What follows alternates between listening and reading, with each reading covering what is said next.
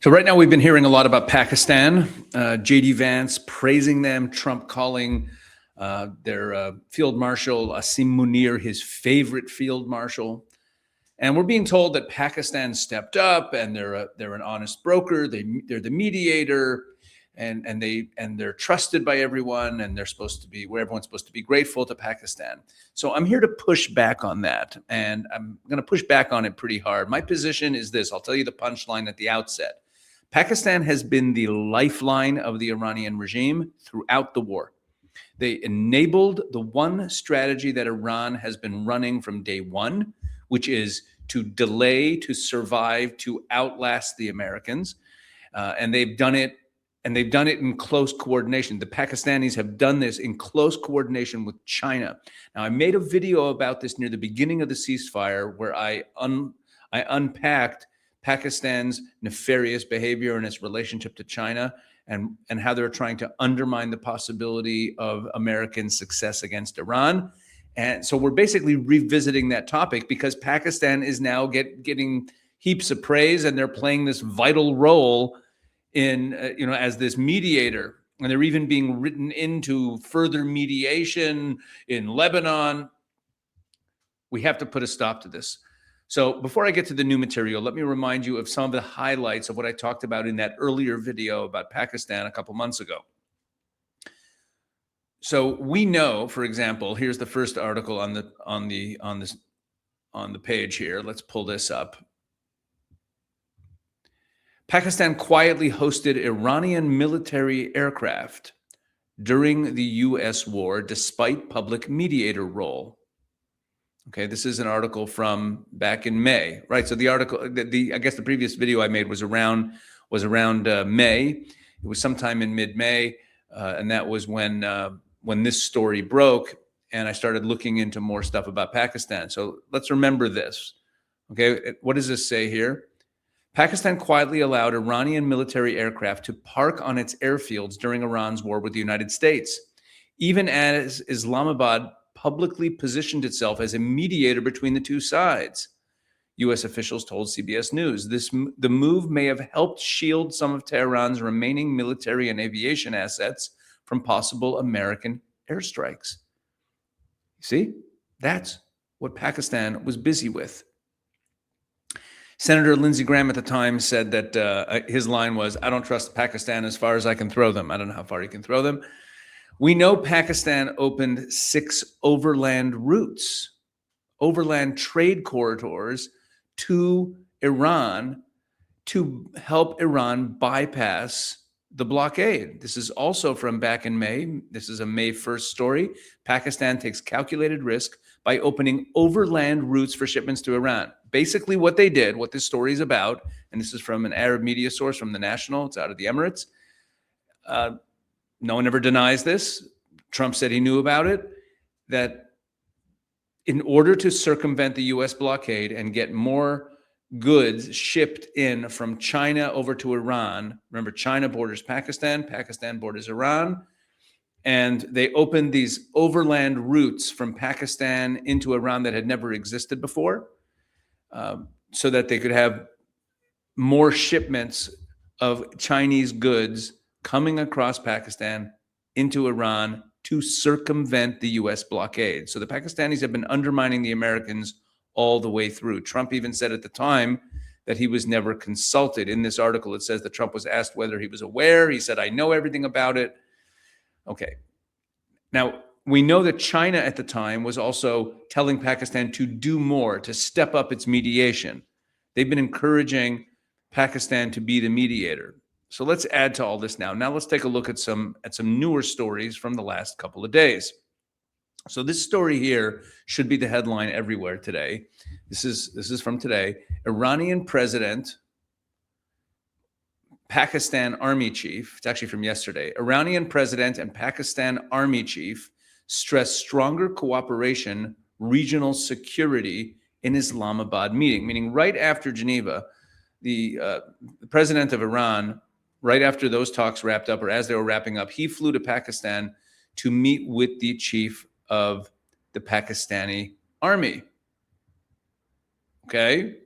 So this is just after the Islamabad memorandum was signed, the very agreement that Pakistan is being celebrated for being the honest mediator broker. And what does it say in this article?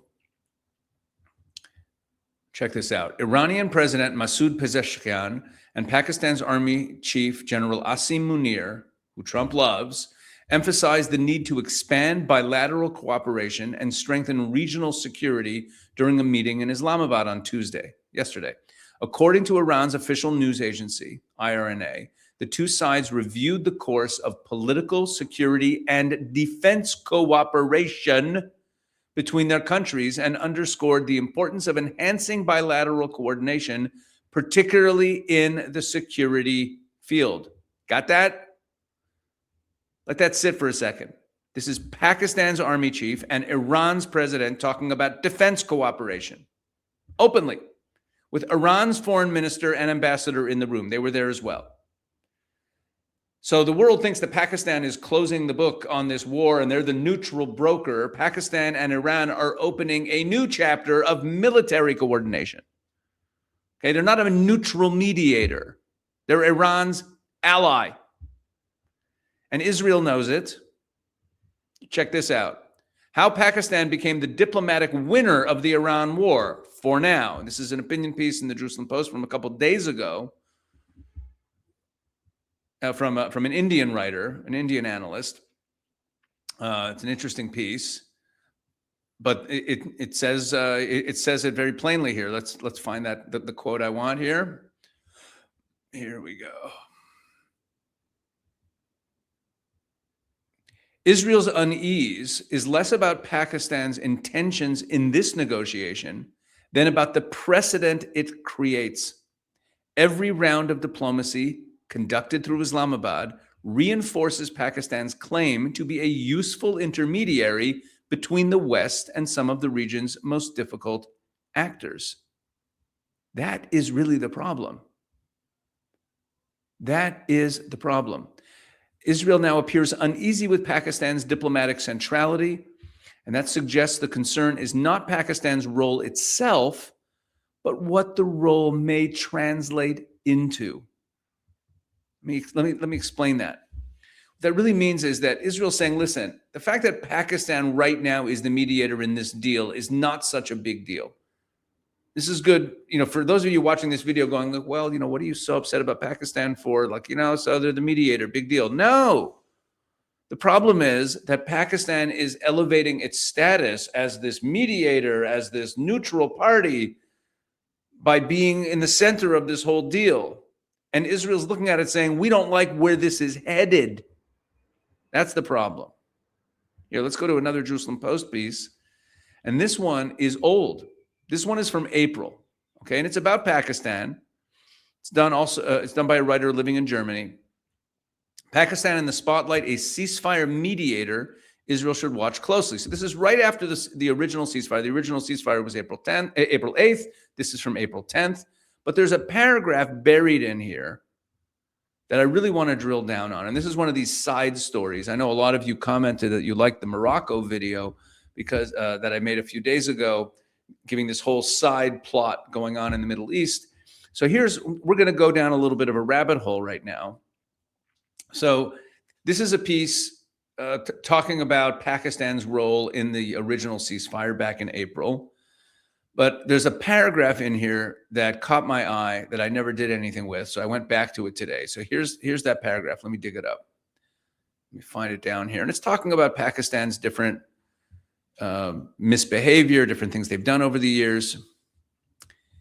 And it talks about Pakistan's nuclear program.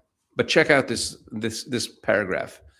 The country's nuclear history is also not without complications, meaning Pakistan's nuclear history is not without complications.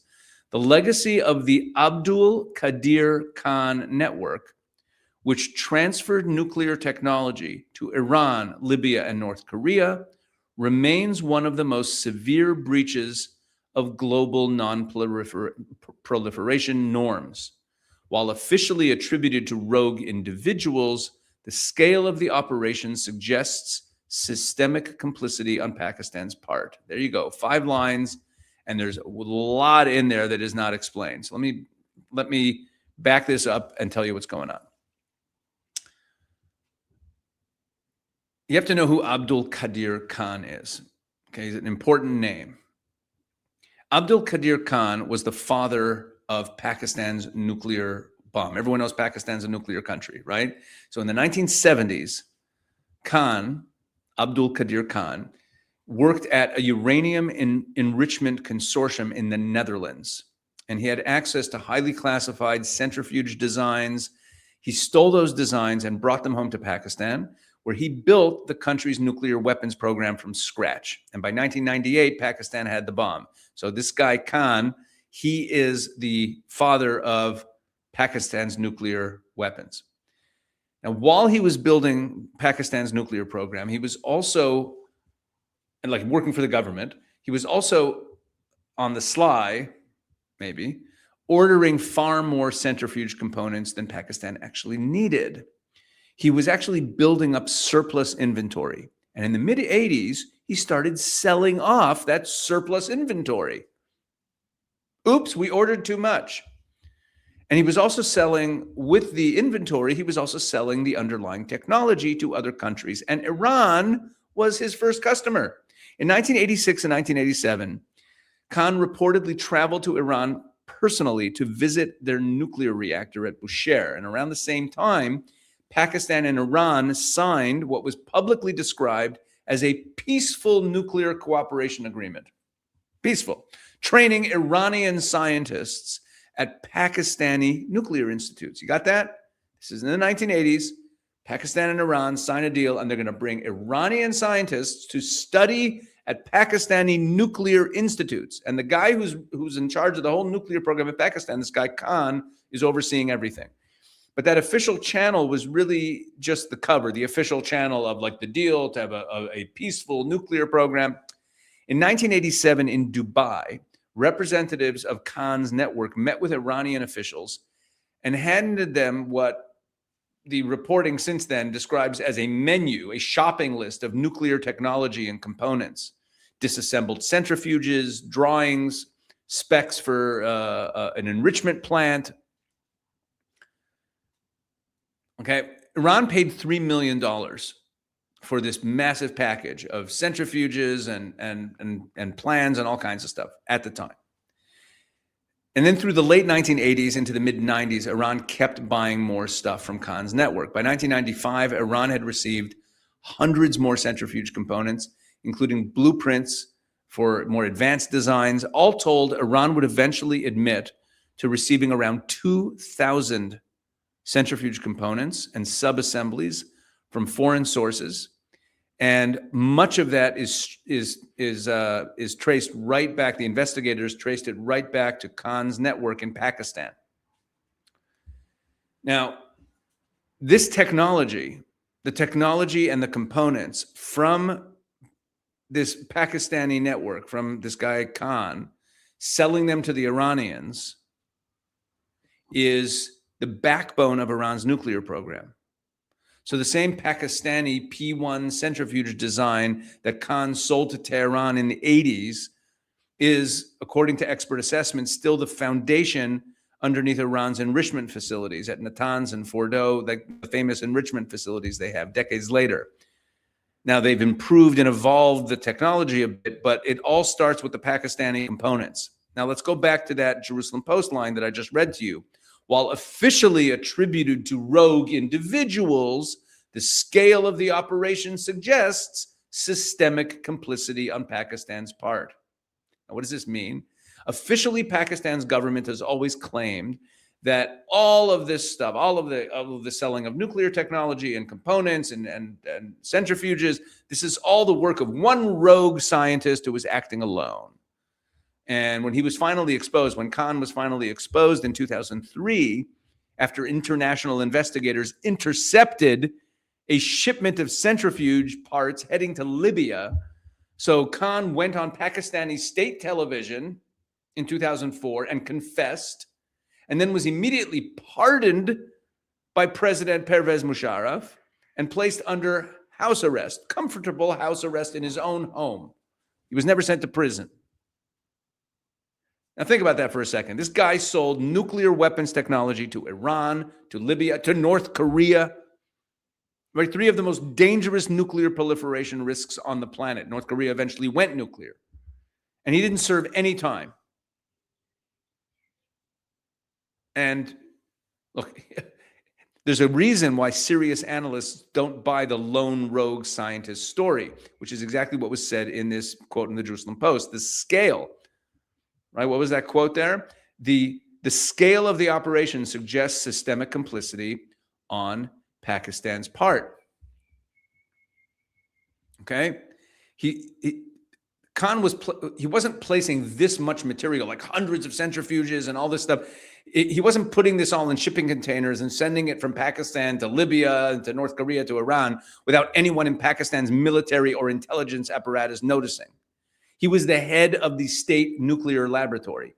The scale of what happened could not have occurred without complicity, without cooperation from the people inside Pakistan, which is exactly what this Jerusalem Post quote is getting at.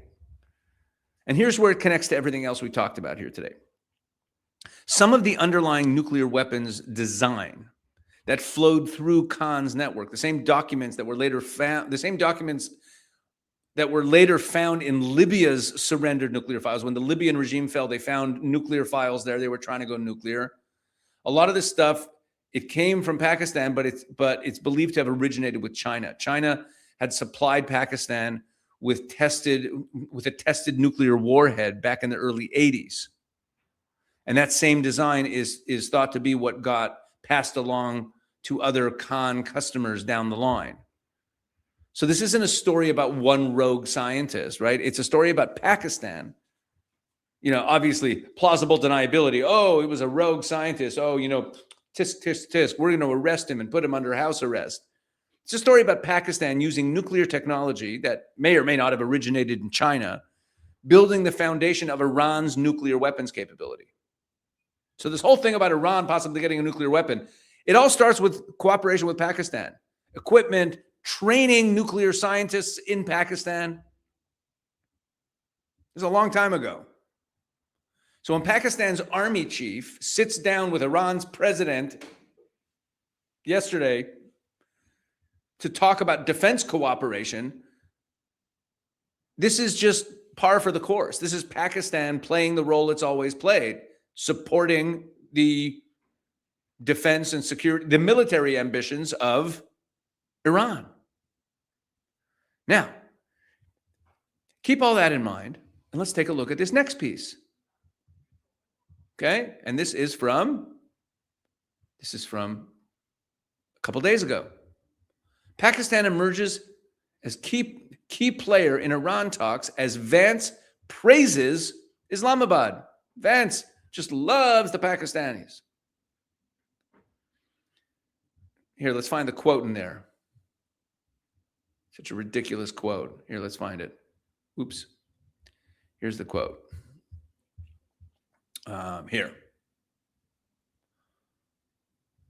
There's a lot of focus on the warmth between Vance and the Pakistani delegation. Vance clearly has a close relationship with Munir, the army chief, the guy sitting with the Iranian president the next day pledging security cooperation, as evidenced by a joke he told about the field marshal being one of several important people in his life. I have joked that I have 2 very, very important people in my life, an Indian and a Pakistani, he said. The Indian is my wife, and the Pakistani is Field Marshal Munir. Vance said he has spoken to Munir more than anyone else in recent months. The Pakistani army chief has shown himself to be a good diplomat, Vance said, adding that Sharif and Munir, Sharif is the head of state of Pakistan, and Munir, the army chief, had welcomed him in Pakistan during the negotiations there. Such a great guy. That's the sitting vice president of the United States praising Pakistan's top general, the same general who 2 days later was sitting down with Iran's president to talk about defense and military cooperation. Okay, now, last piece we're going to look at today, which confirms everything I've been saying, and this is from Monday, this article, U.S.-Iran deal, Pakistan's diplomatic masterstroke. Just look at the headline framing here. Underneath the headline, look what it says here. By stepping in as mediator in the Iran war, Pakistan has managed to elevate its status from a regional player to a global diplomatic stakeholder with a little help from China and its friends in the Gulf. Sorry, there's someone working outside that's making a lot of noise. I hope it doesn't bother you too much. A little help from China. So let's go a little further. In this piece, it's from DW, a German outlet. It reports something extraordinary, that Pakistan couldn't even get Iran to the table without bringing China in. Okay, the thing that got this negotiation going was China's involvement. Okay, China's involvement. Here, let me show you a few. Let me show you a few quotes from this piece here. It's quite amazing. Here, all the way down here. Many voices have speculated that Pakistan could only act as mediator due to strong support from China. Beijing has ties to Tehran and needs stability in the Gulf to ensure energy imports and regional trade routes remain open. Chinese officials have publicly backed Islamabad's diplomatic initiative and encouraged efforts to prevent escalation. I do think the role of China and the Gulf states is critical here. One could and should give credit to Pakistan for its role as prime mediator, but it could not do this alone. That was never going to be the case. This quotes this expert. What's his name? This expert, whatever. There's an expert quoted in the piece saying that. When Pakistan's foreign minister Ishaq Dar went to Beijing several weeks ago, that led to this joint resolution for peace. It was at that moment that China formally signed on to the Pakistan-led peace process, and that meant that the Iranians knew that China was buying into the process. China leverages Iran in a big way because of its economic clout, because of the energy it imports from Iran, and so on. Analyst Farwa Amer says China did not play an overt role in Pakistan's diplomatic effort, but warns that Beijing's influence cannot be overlooked. Pakistani leadership kept China in the loop throughout, and Qatar was another prominent but influential player in the process. Now, in an earlier video, I talked about the Pakistani-Chinese relationship, which is far more integrated than people realize. Okay, a huge percentage, I think it's like 80% of their military equipment in Pakistan comes from China. Massive trade cooperation between them. And the Pakistani foreign minister said back in April that throughout the war and leading up to getting the ceasefire, he was in regular coordination with Wang Yi, the Chinese foreign minister, and that they worked together on the draft of the original ceasefire agreement, meaning China's been in the background with everything Pakistan does, because Pakistan is basically owned by China. China is Pakistan's largest creditor. Okay, there are loans totaling about $29 billion, which accounting for roughly 22% of Pakistan's total external debt. Okay, so Pakistan is like beholden to China in a huge way. They're basically owned by China. 22% of Pakistan's entire external debt is owed to Beijing. Pakistan's not a free agent. They do what China tells them. Everything they do, every move they make is closely coordinated by China. We're seeing that in this story. We've seen it in many other stories. I could bring you a dozen articles that talk about how closely China and Pakistan have been coordinating throughout this entire process. This is China, okay? Really the enemy of the United States. So let's lay this all out. Let's lay out the case point by point. Let's sum this up.